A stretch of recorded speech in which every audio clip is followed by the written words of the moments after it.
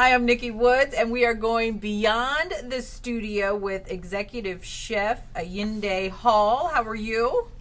I'm doing great. I'm doing great. How are you, Nikki? I'm good. Now, we've talked to you before. Last time it was with my partner in crime, Mama's Gone Wild co-host Mary Boyce, and we were talking about ways to incorporate the vegan lifestyle in a tasteful or Yeah, tasty way. tasty. Yeah, and still get the nutrition and all of that stuff. And I am pleased to have you back to talk about your new book, The Lusty Vegan. Thank you. Yes. Yes, this is my first cookbook after many, many years of cooking in restaurants and private chefing and things like that. Yeah, and this book is we call it a cookbook and relationship manifesto for vegans and the people who love them. And it's a long subtitle, but that's it right there. There's a lot of people out there who are vegan or leaning or vegetarian or interested in the world. And then there's a lot more non-vegans out there. So, the likelihood of someone who is like a veggie or a vegan dating like what we call an omni in the book or an omnivore or a regular person, then you're going to have to figure out how to make it work. And that's what this book attempts to tackle in a tasty way. No, I love it. And you do have a co-author that you keep referring to. Her name is Zoe Eisenberg, and she's a writer and editor who also focuses on food, dating, and relationship kind of issues. So, and I thought it was interesting because when I first read your long subtitle, I was like, oh, this is, not really for me. But then as I got more into it, I was like, oh, this is for me because I have kids who don't eat the same way I eat. And this can be a great way for us to because it's like we have two separate meals, Yeah, and this is a good way to commingle. So tell me some of the things that are important to remember, not only in relationships, but also in eating when you do date someone who doesn't have the same title as you do. Respect, communication, and compromise really are the top three things. So you have to, if someone who doesn't eat the same way you do, a lot of times, people will like, oh, why don't you eat this, or why don't you eat that, or what's wrong with you, or what's wrong with this, because when you don't share a meal with someone, it's actually, breaking bread is one of the oldest, traditions that we have as human beings. We sit down, we eat, you're quiet, you're enjoying the meal.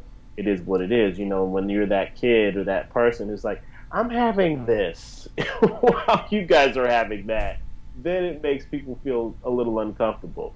But as long as there's like a mutual respect of like, you know what, this is you, this is me, we can still sort of enjoy the meal, then that's great. And communication in a sense of, letting your partner, your kid, your sister, your brother, whoever know, like, this is why I'm eating like this, be it for health reasons, be it for ethical reasons, be it for, just reasons for, the world and all that sort of stuff. This is my why. I don't want to talk about it every time we sit down and eat, but no, this is factually like, these are the reasons why. And then the compromise comes in, when you're like living with someone, your significant other, or your, I think it's a lot more prevalent in a relationship, in new relationships and even people who are married, where you have to like say, okay, well, I'm going to have this side of the refrigerator for my, for my sausage and my ham and my meats and stuff like this. And you're going to have this side of the refrigerator for your tofu and your, tempeh and your veggies and all that sort of stuff.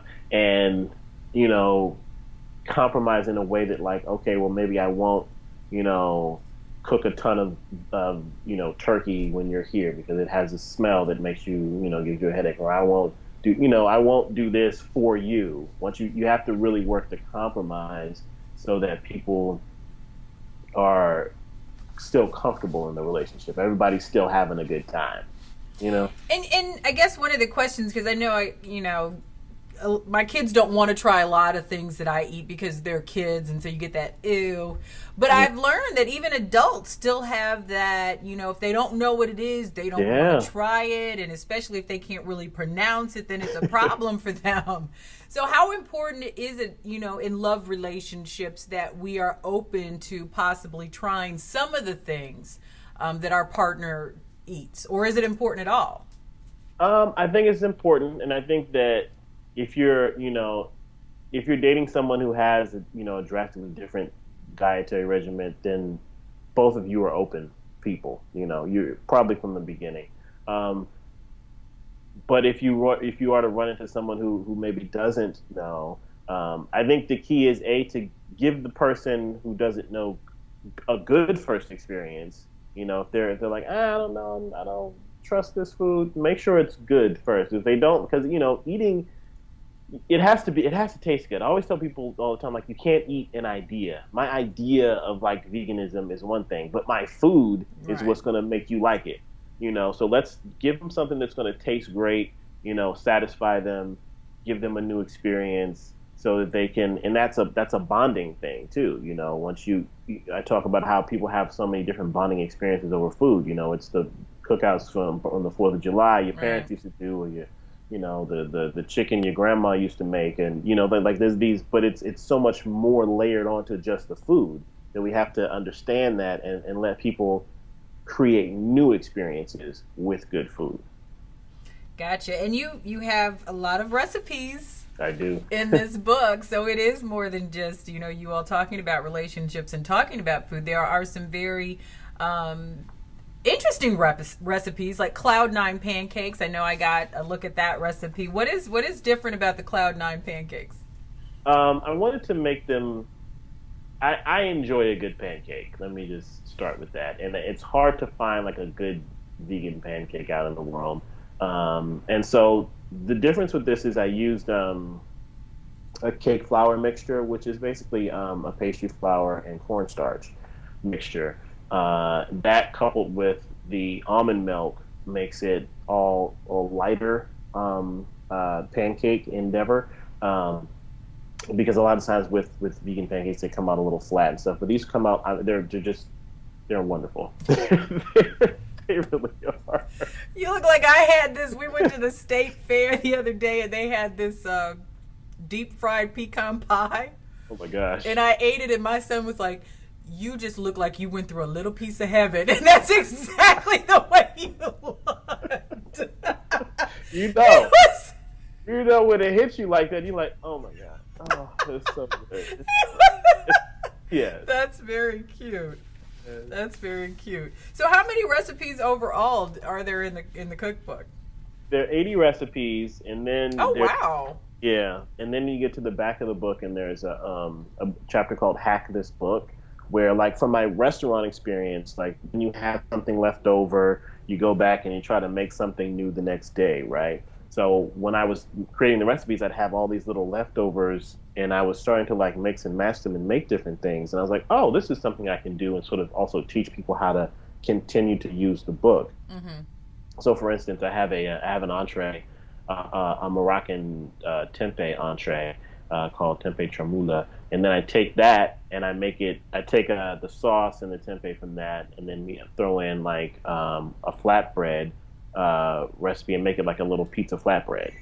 So you see how you can. That's very cool. Yeah. And that's great can, for us who are trying to not just, because I don't like leftovers, period. Right. Because I don't like eating the same thing, you know, more than one day, you know, at a time. But if I can flip it, then it kind of makes it something different and I'm not wasting a bunch of food too. So that's really cool. Thank you. Very good. So what is next for you? I mean, you like you said, you've worked in, you know, you're an executive chef, you're a private chef. One of your clients we talked about before was, you know, is India Ari. Yeah. You travel a lot. Now you have a cookbook out. What's next? Well, I am continuing to travel and get the book out for the rest of the year. I'm actually going to be in Dallas on Sunday the 19th. Oh, really? At the Texas Veggie Fair, yeah, this weekend. Oh, cool. So this weekend I'll be in Dallas for that, and then a couple more dates on the East Coast, some dates on the West Coast. Probably chill for the rest of the holiday season, and then for me overall as a chef, I'm looking at doing more TV stuff. I did a web cooking show over the summer, which a lot of people like, so we're looking at doing some more of that, but more expanding the brand. I mean, the cookbook was like the first piece for me. Like, I've been in the kitchen for a long time, and I was a chef before it became popular, so I'm kind of, in a way... It can't have been that long. It hadn't been that long. How long have you been a chef? 16 years. Really? Yes. Yeah, really. You just look like you're 22? Yes. I just look like I'm, I got them Sam Jackson jeans. Okay. I've been cooking. I'm 36, and I've been cooking since I was 20 professionally. Oh, that's awesome. Yeah. So, around 98, or I'm sorry, around 2008, 2006, 2007, 2008. Yeah, around that time when, becoming a professional chef was like the popular thing. I was like, oh, whatever, But now I'm like, all right, let me focus on this. So did you start as a vegan chef, or? I did. Yeah. So that really wasn't popular. Yeah. I actually opened my own cafe back in '99 in Seattle, and that was my first endeavor. Then I moved to New York, and I was here for several years working as an executive chef, and then the private chef thing took off. So I've been doing it for a long time. Congratulations. The book is called The Lusty Vegan. Yes. And say the subtitle again. I keep looking for it. It is a cookbook and relationship manifesto for vegans and the people who love them. Very cool. And it's available where? Everywhere books are sold. Okay, and great. Yeah, you can search on Amazon, Barnes & Noble, wherever you want to look. It's there. All right, great. Well, we appreciate you. Thank you so much, Chef Howell, for stopping by and spending time with us yet again. Thank you, Nikki. Thanks for having me. You're welcome. All right. Bye. Have a good one. Bye.